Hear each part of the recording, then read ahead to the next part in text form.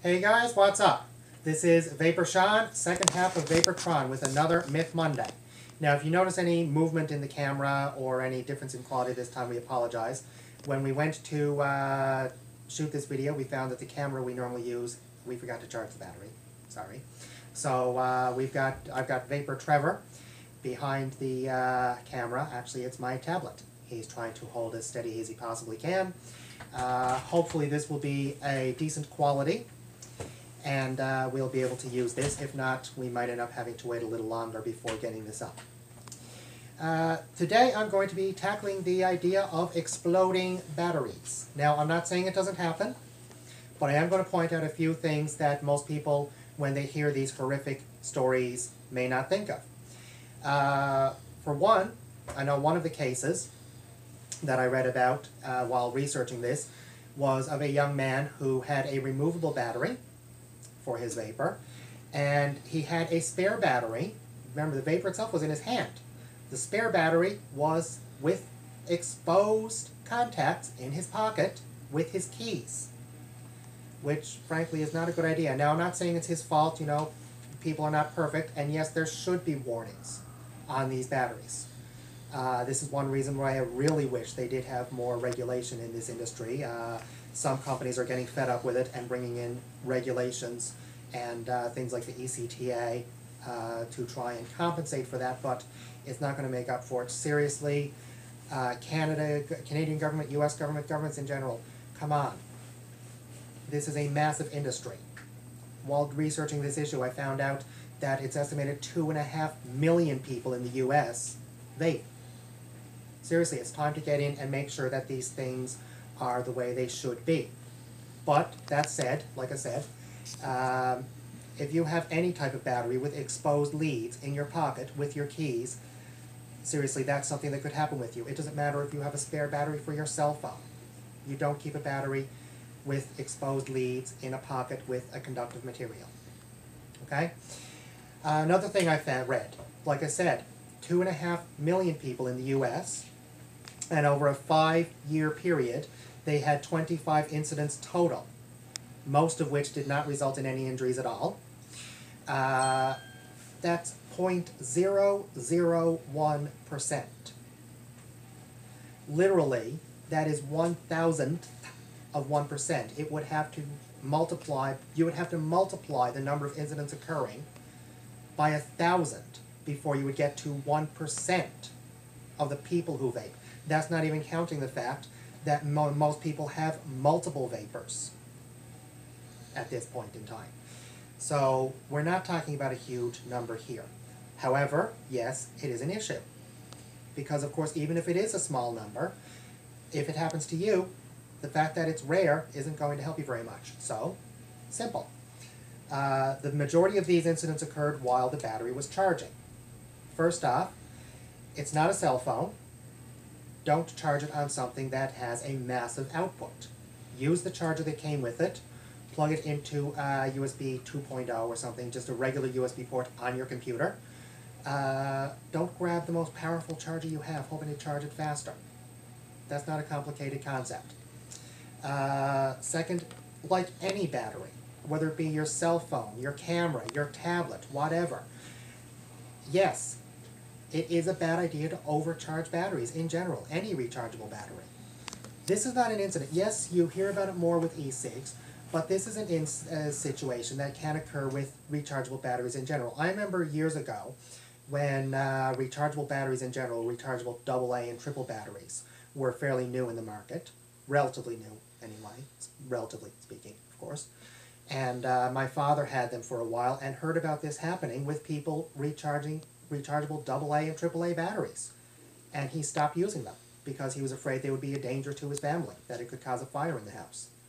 So this is nothing new, and this is certainly nothing that only applies to vapors. Like I said, and now that the rechargeable battery industry has advanced a bit, the technology has advanced, this is something you hear much more rarely. But this is something that can happen with almost any rechargeable battery, especially if it happens to be defective. Now, some of these people have successfully sued the companies that manufacture these batteries. Fantastic, because of course the best way to get any company to make things safer is to hit their bottom line. Okay? However, in the meantime, just a few tips for you. Like I said, don't overcharge your battery. Look for something with a regulated charging aspect. Look for something with regulated charging, something that regulates how fast it charges your battery, or if it's a built-in battery, something that regulates itself and does not allow overcharging. This one, for example, this is the iStick TC 40 watt. It shows on the screen and it stops the charging process when it fully charges. Many devices do this. Look for a device that has this feature that will stop charging when it is fully charged, and that will go a huge way in preventing this from ever happening to you. If you have a pen style charger, you know, the ones that you screw on there, those from any reputable manufacturer are going to be regulated. It's going to be a charger specifically designed for that battery. Okay? If your battery came, if your battery and charger came with a wall adapter, use the wall adapter that came with it. Yes, it might be a little bit slower than if you plug it into your BlackBerry or iPhone charger, but there's a reason for that. This is a safety thing. Okay? That said, is this an issue with safety in e-cigarettes and vapors? No, it isn't. I'm sorry. I hate to burst the bubble of the anti-vaping crowd, but this is something that can happen with any battery if it's overcharged. It's something that can happen with any battery if it's defective, any rechargeable battery. That's, like I said, that's your cell phone, your camera, your tablet, your laptop, who knows how many other things. You don't overcharge rechargeable batteries. It's as simple as that. And anything that's defective has an issue. Is this a major thing? At 0.001%? Yes, actually. That's still too high in my opinion. But is it a major concern that we should look at and say, you know what, let's stop everyone from vaping? Heck no. I mean, there was a rumor when cell phones came out that they caused brain cancer. For heaven's sake. We still have cell phones today. Thankfully, that turned out to be false. So, you know, maybe that's not the best analogy. But the simple fact is, any new technology is going to have its issues starting off. This is not an issue with e-cigs. This is an issue with the simple fact that there is not enough regulation in this. So first off, go to things like the ECTA for as far as the juice is concerned, because of course, you know, there are some chemicals in flavoring. I know one we reviewed recently, Juicy E-Juice, actually stated that they will never use one chemical, one flavoring component in their e-juice. You know, make sure you know where your juice is coming from. And the same thing applies to your battery. Make sure with the battery itself that it's coming from a reputable company with a good reputation, that they really stick to their word when it comes to things. And if you have one with a removable battery, please use some common sense. Don't stick it in your pocket with your keys or anything else that's conductive. You know, this is not the kind of thing a lot of people think of. You know, you take things, you stick them in your pocket, and you just don't think, right? But it's a battery. And yes, the batteries in these are a lot more powerful than a AA or AAA. AA is like 1.5 volts, and these are, oh gosh, the actual... Are you cheating on me with another 4.2. game? 4.2. Yes. 4.2.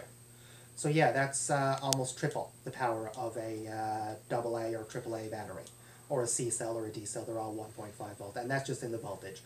I don't really know the amps or anything like that on those things. 25 amps generally.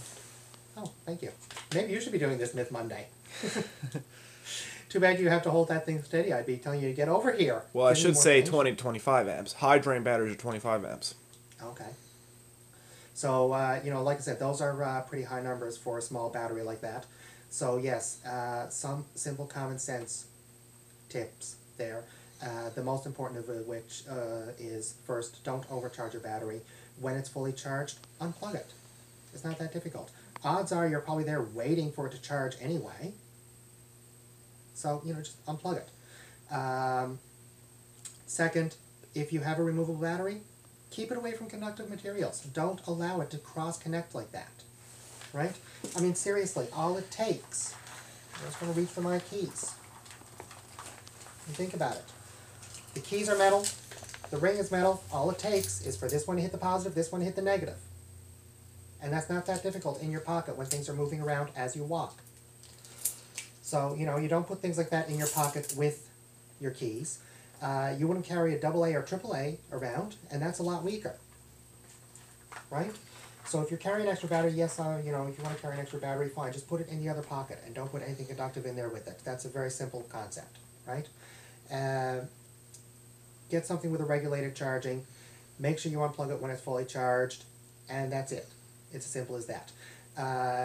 Now, I believe it was something like 9 injuries total, only 2 of them were serious at all. Mostly we're talking about very minor things, and even if we weren't, the simple fact is most of these are cases where it's a simple fact of lack of regulation in terms of the safety of these things. Seriously, we all have ways of contacting our representatives in government in both Canada and the US. Get online, find out your local reps' contact information, and write to them. Tell them, look, you want these things to be safer. You don't want them banned. Make that clear. You don't want them banned or anything like that, but you want them safer. Tell them, get in there and get information, instructions on it, and some kind of safety feature required in all of them. Because like I said, you know, this one cuts itself off when it's fully charged. Not all of them do. Make sure you have one that does, and tell your representatives you want regulations in place requiring that they cut themselves off when they are fully charged. As far as the removable ones, I've already gone over that enough times, I think. You know, I think I've got that message across. So, seriously. Just like the formaldehyde issue that I covered in Myth Monday 2, it's really more a matter of just being sensible and using your brain. Use your head. Okay? And you won't have to worry about this issue. So, reputable sources, and just be safe and use common sense when charging your batteries and carrying your batteries. Just like any other device. So, with Myth Monday 3 down, this is Vapor Sean, second half of Vaportron, signing off.